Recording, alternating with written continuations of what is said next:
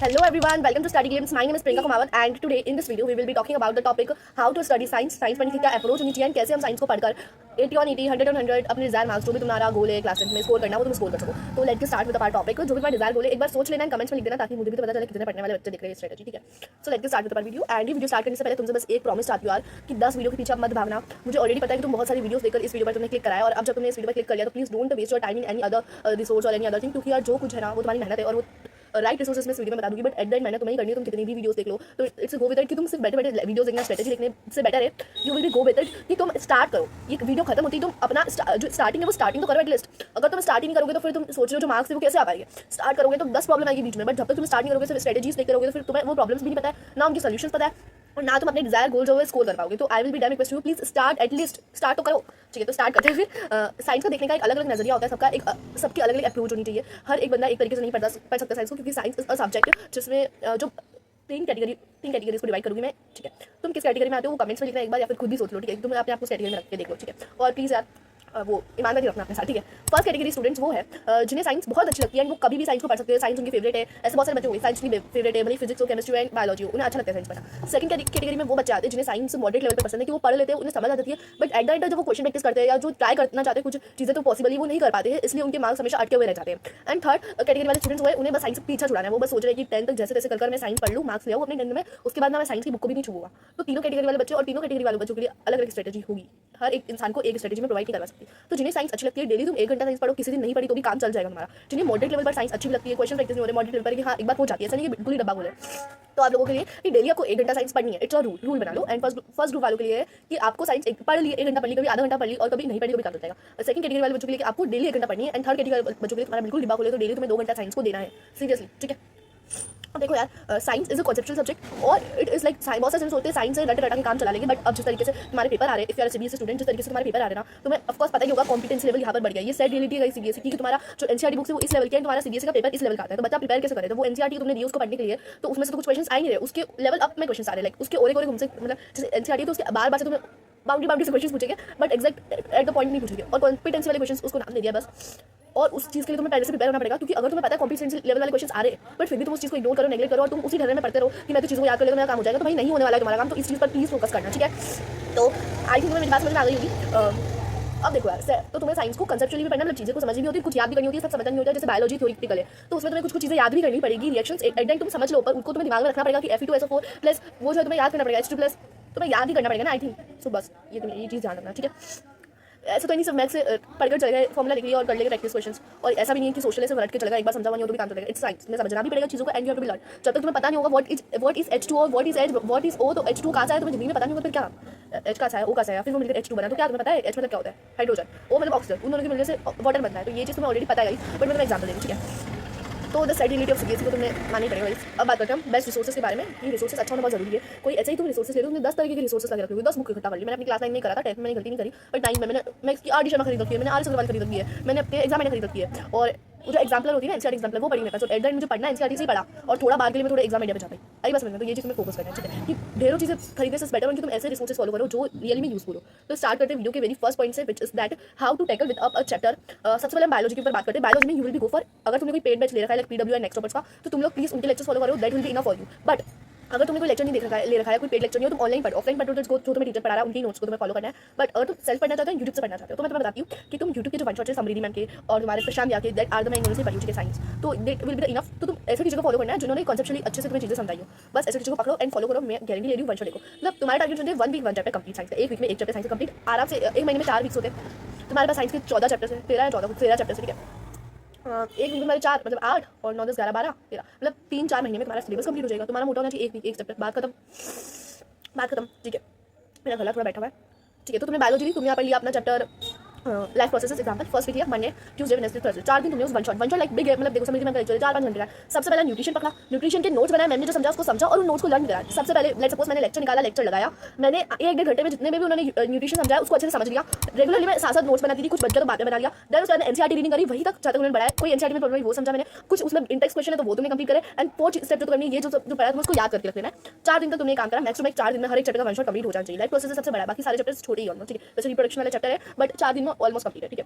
फिर पाँचवें दिन तुम्हें बैठना है क्वेश्चन प्रैक्टिस करने के लिए, और यहाँ पर तुम्हें क्वेश्चन प्रैक्टिस करनी है। कुछ सेशन बता रही है, जैसे एनसीईआरटी एग्जाम्पल का ये सेशन समृद्धि मैंने लिया है। फिर तुम्हारे क्वेश्चन वाले गॉड सीरीज प्रशांत मैंने लिए, तुम्हारी बायोलॉजी गॉड सीरीज पढ़ी, इनको जाकर देखो इनमें कॉम्पिटेंसी बेस्ड क्वेश्चन है। तो अगर तुम कोई क्वेश्चन नहीं करी तो भी तुम्हारा काम हो जाएगा, बस ये दोनों चीज कर लो और जो थर्ड स्टेप बताने वाली उसको फॉलो करना। तो फर्स्ट स्टेप तुम्हारी चलेगी 4 दिन तक, जाकर तुम्हें वन शॉट देखना है, उसको समझना है, कॉन्सेप्चुअली क्लियरिटी लानी है, लर्न करना है। लर्न करना बहुत इंपॉर्टेंट है, सिर्फ समझ के काम नहीं चलेगा, लर्न करना है उसको, ठीक है। लेट्स सपोज न्यूट्रिशन कंप्लीट करा, कल जब मैं रेस्पिरेशन या ट्रांसमिशन जो भी सेकंड आता है वो पढ़ने बैठ रही हूँ, उससे पहले मुझे एटलीस्ट उसको रिवाइज करना है, फिर मैं वो पढ़ने बैठ रही हूँ। डेली 2 घंटा पढ़ो, बात खत्म, ठीक है। और अगर तुम्हें साइंस अच्छी लगती है, तुमने ऑलरेडी बहुत सारी चीज़ें कवर कर रखी है, तो जो चीज़ें कवर है या आधा अधूरा चैप्टर पढ़ा हुआ है, जैसे लाइफ प्रोसेस आधा करके रखा हुआ है, तो मतलब नहीं ना, पहले उन चैप्टर्स को पकड़ो जो आधे अधूरे करके रखे हैं, उनको कंप्लीट करके रखो, देन कोई नया चैप्टर स्टार्ट करो, राइट, नए चैप्टर से स्टार्ट करो, ठीक है। फिर थर्ड स्टेप है तुम्हें पीवाईक्यूज करने हैं। कोई क्वेश्चन बैंक में बताओ, अगर तुम्हें चाहिए सेकंड स्टेप की कोई क्वेश्चन बैंक मिल जाए तो उस वाल के ले लो, एग्जाम में ले लो, पीडब्ल्यू की बुक ले लो, कुछ भी ले लो, कोई एवरीथिंग इज बेस्ट। और तुम सिर्फ यूट्यूब से करना चाहते हो तो वहाँ से तुम्हारा काम हो जाएगा, कोई जरूरी क्वेश्चन नहीं, मैंने नहीं करी, ठीक है। आई स्कोर 100 में से 85%, अभी मेरा रिजल्ट आया सेकंड बोर्ड का, ठीक है, 85%, और साइंस में मैंने 84 स्कोर करा आउट ऑफ 100, ठीक है। एंड तीसरी चीज़ जिस पर तुम्हें फोकस करना है वो है PYQs, is very important thing. मैंने इनको निगलेक्ट करा था एंड जनवरी तक मेरा सिलेबस कंप्लीट हुआ था, एंड फिर फेब में जब एग्जाम स्टार्ट हुए थे तो गैप डेज में मैंने पीवाईक्यूज देखे थे। अच्छा, इस टाइप के क्वेश्चन आएंगे पेपर में, ऐसे क्वेश्चन आते हैं, आई बस मतलब, तो तुम्हें ये चीज़ नहीं करनी है, बहुत गलत चीज़ है। तुम्हें मतलब हर इंसान बता रहा है पीवाईक्यूज इंपॉर्टेंट है, तो तुम्हें अभी उसको करते रखना है। तो जो तुम्हारा 6th डे है उस दिन तुम अच्छे से पीवाईक्यूज प्रैक्टिस करोगे। पीवाईक्यूज का मिलेगी, कोई क्वेश्चन बैंक किसी की जरूरत नहीं है, क्वेश्चन बैंक रिलेटेड तो आप ऑलरेडी पीवाईक्यूज इंक्लूडेड हो गए, बट गूगल पे जाओ, अगर फ्री में गूगल पे जाओ, ये मैंने सर्च करा स्टडी सेट का नाम एक्जेक्टली बतानी है, इसको सर्च करो, यहाँ पर देखो, इस लिंक को खोलो, यहाँ पर हमारे सारे सब्जेक्ट्स हैं। लेट्स सपोज मैंने साइंस खोला, ये मैंने पूरे मेरे सारे पेपर्स आ गए, कंपार्टमेंट पेपर आ गए, फिर 2026 सारे set A B C D जितने भी कंपार्टमेंट के पेपर हुए सब कुछ आ गए, क्लिक करो एंड लाइफ प्रोसेस की क्वेश्चन प्रैक्टिस करना स्टार्ट करो, दैट्स इट। क्योंकि गाइस तुम्हें क्वेश्चन बैंक प्रैक्टिस करो तो तुम ये लेवल ऑफ भी देखो कि एमसीक्यूज भी प्रैक्टिस करो, शॉर्ट भी करो, लॉन्ग भी करो, and you can also have to be practice case based study वाले क्वेश्चंस, क्योंकि पेपर में जहाँ पर तुम्हारा दिमाग घूमेगा, जो चीज़ तुम्हें टफ लगेगी वो है केस बेस्ड स्टडी वाले क्वेश्चन या तुम्हारे एमसीक्यूज। इन दोनों चीज़ में दिक्कत आएगी, बाकी शॉर्ट में या लॉन्ग में तो फिर भी तुम्हें थ्योरी पता है तो तुम कुछ भी लेकर आ सकते हो, एक बार में मार्क्स मिल जाएंगे। बट केस बेस में वहाँ पर जो तुम्हें घुमाएगा ना तो हमारा दिमाग खराब हो जाएगा। तो या तो कोई बुक खरीद लो, तो ऐसी बुक देखना जिसमें अच्छे लेवल के क्वेश्चन हो, भले यार प्रिपरेशन याद क्यों लीजिए, भले एग्जाम ऐसा या ऐसा भी आ जाए, तुम्हारा काम हो जाएगा, बट पेपर ऐसा नहीं, प्रिपरेशन लेवल की और पेपर इस लेवल का आ रहा है फिर अपना दबाव, ऐसा नहीं होना चाहिए, ठीक है। सॉरी, तो आई थिंक तुम्हें जो समझना है। अब चलते फिजिक्स की तरफ, उसमें भी तुम्हें वन शॉट फॉलो करने हैं। 4 दिन हमने पर्टिकुलर वन शॉट करा, उसमें तुमने थ्योरी देखी, उसको समझा, लर्न करा, जो चीज़ें लर्न करने वाली है, नोट्स बनाए अपने अच्छे से, क्योंकि नोट्स अभी तुम्हारे पास टाइम है कि तुम अपने नोट्स बना सकते हो, ठीक है। बाद में 4-5 महीने बाद जब तुम अक्टूबर नवंबर में पहुंचोगे तब तुम्हारे पास नोट्स बनाने का टाइम नहीं होगा, बट अगर अभी ये वीडियो तुम अगस्त में भी देख रहे हो ना तो तुम्हारे पास टाइम है कि तुम नोट्स बनाओ अच्छे से, क्योंकि अपने नोट्स अपने होते हैं, ठीक है, अपनी चीज़ अपनी होती है और किसी और का बना हुआ पहले तुम्हें समझ में आएगा। अगर समझ में आ भी गया तो तुम्हें अपनी वाली फीलिंग आएगी, जो चीज़ तुम अपने हाथ से लिखते हो वो एक अलग वे होता है, ठीक है। अब तो नोट्स बहुत इंपॉर्टेंट है। अब नोट्स के बारे में बता दूं, नोट्स में बहुत सजावट वे में नहीं बनाने, जैसे लेट्स सपोज मैं फिजिक्स की मैं क्लास 11 की कॉपी खोलकर बैठी हूँ, यही तुम्हें बता देती हूँ। लेट्स सपोज यहाँ पर हमारा चैप्टर 3 चला है, मुझे उल्टा लिखा होगा, ठीक है, यहाँ पर देख सकते हो मैंने कहाँ पर ज़्यादा वो करा है, सिर्फ पेन से, रेगुलर पेन होता है, सिर्फ ब्लू पेंसिल लिखा है, मैंने ब्लैक पेन यूज करा है, and I am using pencil eight here diagrams बनाने के लिए, ठीक है, ये देखो। और यहाँ पर जैसे मुझे कुछ हाईलाइटेड मैंने यहाँ पे करा है, ताकि ना ये चीज़ थोड़ी इंपॉर्टेंट है तो इस पर ज़्यादा फोकस करें, तो मैंने इसको हाईलाइट कर दिया। तो तुम्हें नोट्स बहुत सजावट वे में बनाने, एट द एंड तुम्हें उसे याद करना है, तो तुम्हें ऐसे बनाने के बाद में तुम 1-2 महीने बाद भी देखो तो तुम्हें समझ में आ जाए वो चीज़, ठीक है। आई थिंक मैं समझ में आ गया होगा। तो नोट्स में बहुत डेकोरेटिव वे में नहीं बनाने, मैं अपनी केमिस्ट्री के जो मैंने बना रही हूँ अभी नोट्स वो भी तो दिखा देती हूँ मैं आपको, वेट करो। ये जैसे नोट्स है, ठीक है, ये मैंने अपने वन शॉट्स बनाया, मैंने वन शॉट्स बनाया, या मैंने 1-2 पेज में छोड़े ताकि कुछ अगर मुझे बाद में पढ़ूँ मेंशन करना हो तो उसके लिए। फिर ये देखो, अभी मैंने 2 पेज छोड़ दिए, यहाँ से मैंने स्टार्ट करा, फिर मैंने 2 पेज छोड़ा था, तो कल मैंने इसको फिर से रिवाइज करने की बैठी तो ये चीज़ मुझे नहीं लगी, तो मुझे मैंने ये लिखा है एनसीईआरटी में से, यहाँ पर देखो ये मैंने हाईलाइट करा है। तो नोट्स तुम्हें ऐसे बनाने की वो तुम्हें समझ में आ जाए, बहुत डेकोरेटिव वे में नोट्स को नहीं बनाना है। आई थिंक तुम्हें बात समझ में आ गई होगी, ठीक है। तो फिजिक्स में, ठीक है, क्वेश्चन प्रैक्टिस फिजिक्स में ज़्यादा इंपॉर्टेंट है बहुत। तो पीवाईक्यूज जितने भी पीवाईक्यूज मिले 2020 तक मैक्स टू मैक्स, 20 के आगे में जाना, क्योंकि उससे पहले शायद कॉम्पिटेंसी वाले लेवल इतना नहीं था, तो 2020 तक तुम जो है क्वेश्चन प्रैक्टिस कर सकते हो। अब अपन आगे बढ़ते हैं, अब अपन बात करते हैं the topic which is chemistry. Physics में एक और यूजफुल चीज़ ये है कि तुम जब न्यूमेरिकल प्रैक्टिस करो तो एनसीईआरटी के न्यूमेरिकल पे प्रैक्टिस करना, क्योंकि कई बार कभी बार जो एनसीईआरटी में एग्जाम्पल्स दे रखे बीच में इंडेक्स क्वेश्चंस, बैक क्वेश्चंस, ये भी इंपॉर्टेंट है, तो पहले इन्हीं प्रैक्टिस करना, ठीक है। एंड हाँ, कोई क्वेश्चन में खरीदना चाहते हो इट्स वेल गुड, तो क्वेश्चन में खरीद लो। लास्ट के 2 दिन जो है तुम्हारे 4 दिन में वन शॉट्स वगैरह, 2 दिन में अपने वो कर लिया, बट पीवाईक्यूज निकलेट मत करना। अब चलते केमिस्ट्री की तरफ। फिजिक्स में एक फॉर्मुला नोटबुक बनाते हुए चलना, फॉर्मुला शीट बनाते हुए चलना, जिससे तुम्हारे पास में सारे फॉर्मुलास लिखे हुए हो, ठीक है। अब बात करते हैं केमिस्ट्री के बारे में, which is to be like that. Chemistry में तुम्हारे 4 चैप्टर्स है, ठीक है, चारों कंसेप्ट आनी चाहिए, कंसेप्ट नहीं आएगा तो फिर मतलब है। तो जिसको से भी पढ़ते हो, सुनील भैया से पढ़ते हो, सुनील भैया से, मैं तो प्रशांत से पढ़ती थी केमिस्ट्री फिजिक्स और बायोलॉजी समरी मैम से, तो जिनसे पढ़ दो 4 दिन वही वन शॉट्स, 5-6 दिन पर क्वेश्चन प्रैक्टिस करनी। मैंने तुम्हें बता दिया बुक लेनी है, बुक से प्रैक्टिस करो, और बुक नहीं लेनी है तो यूट्यूब पे अच्छे खासे लेक्चर्स में मिल जाएगा, वहाँ से तुम क्वेश्चन प्रैक्टिस कर लो। एंड 6th चीज़ पर जिस पर तुम्हें जाना है पीवाईक्यूज, और ये बहुत इंपॉर्टेंट है, भले तुम्हारे पास बुक हो या नहीं हो, तुम्हें पीवाईक्यूज से प्रैक्टिस करनी ही है। आई बस समझ में। और 7वें दिन संडे को तुमने जैसे मान लो आज केमिस्ट्री का केमिकल रिएक्शंस कंप्लीट कर लिया, तुमने नोट्स वगैरह सब देख लिया, सब कुछ हो गया। 7वें दिन तुम एक टेस्ट ले लो। टेस्ट कैसे लोगे? टेस्ट के लिए तुम कर सकते हो कि एक एक्टिव रिकॉल कर लो, आंखें बंद करके बैठो, या फिर मन में सब सोचो, या फिर एक पेज ले लो, खाली पेज ले लिया, स्क्रिबल करो, स्क्रिबल करो। मतलब देखो, मैंने केमिकल रिएक्शन में सबसे पहले पढ़ी थी Mg+O2 वाली रिएक्शन, फिर मैंने ये पढ़ा था, फिर इसमें ये आता है, फिर आता है, फिर आता है, तो तुम्हारे पास सब कुछ ऐसे लिखा हुआ है, सिर्फ स्क्रिबलिंग करो, ठीक है। Active recall is very important, ठीक है, ताकि मैं पता चलेगा कहाँ पर तुम लैक कर रहे हो, जहाँ पर लैक कर रहे हो वहाँ पर अपने नोट्स को देगा, फिर से पता चल जाएगा। समझ में आई थिंक मैंने अपनी स्क्रिप्ट काटी, बात समझ में आ गई होगी। अब बात करते हैं नेक्स्ट टॉपिक के बारे में, विच इज हो गया बाकी स्ट्रेटेजी मैंने सब्जेक्ट वाइज में बता दी, दैट विल बी इनफ। तो एट द एंड मैंने तुम्हें ही करनी है, मैं तुम्हें बता सकती हूँ कि तुम्हें वन शॉट देखना है, तुम्हें इस पर्टिकुलर क्वेश्चन बैंक से क्वेश्चन प्रैक्टिस करना है, तुम्हें ये लेक्चर देखना है, इन टीचर्स को फॉलो करना है, बट एट द एंड पढ़ना तुम्हें ही है, and it is the truth. अगर तुम चाहते हो कि मैं तुम्हें पानी लूँ कप में घोल के दवाई पिला दूँ तो ऐसा नहीं होगा, ठीक है। तो please promise to myself that यार इस लेक्चर के बाद कई और 10 लेक्चर्स पर नहीं भागोगी कि नहीं यार कोई और मेरे को कोई अच्छा कुछ मिल रहा है तो वो दिख देता हूँ मैं, नहीं। मुझे ऑलरेडी पता है तुम 10 वीडियो देखकर इस लेक्चर पे आए हो, तो अब प्लीज़ मत देखना, ठीक है। अब प्लीज़ मत डिस्ट्रैक्ट होना। अब बात करते हैं तुम्हारी कुछ सब्जेक्ट वाइज तुम्हें स्ट्रेटेजी चाहिए कि हर एक दिन में मैं कैसे सारे सब्जेक्ट मैनेज करूँ। आपने तो बोल दिया 2 घंटा साइंस पढ़ना है, 2 घंटा मुझे मैथ्स भी पढ़ना ही पड़ेगा क्योंकि वो भी मेरा वीक सब्जेक्ट है। 1 घंटा एसएसटी पढ़ना है, साथ में स्कूल भी है, सब कुछ कैसे मैनेज होगा। और फिर हिंदी इंग्लिश तो रह जाता है, वो तो मैं पढ़ नहीं पाती हूँ। और संडे को मैं सोचती पढ़ूँ, बट संडे को यार एक रिफ्रेशन एक ही तो होता है, उस दिन में पढ़ती रहूँगी तो कैसे चलेगा। तो अगर इसके बारे में तुम्हें प्रॉब्लम आ रही है कि हर दिन हर सब्जेक्ट कैसे पढ़ पा रहे हैं, सब्जेक्ट कैसे मैनेज करें, इस पर भी वीडियो बता दूँगी, कमेंट्स में डाल देना बस किस तरह की वीडियो बना दो, ठीक है। अब बात करते हैं कुछ बिगेस्ट मिस्टेक जो जानते हुए भी तुम करोगे। तो मैं फिर से दोहरा देती हूँ कि ये मिस्टेक्स तुम्हें बिल्कुल नहीं करनी है। सबसे पहली चीज़ भटकना नहीं है।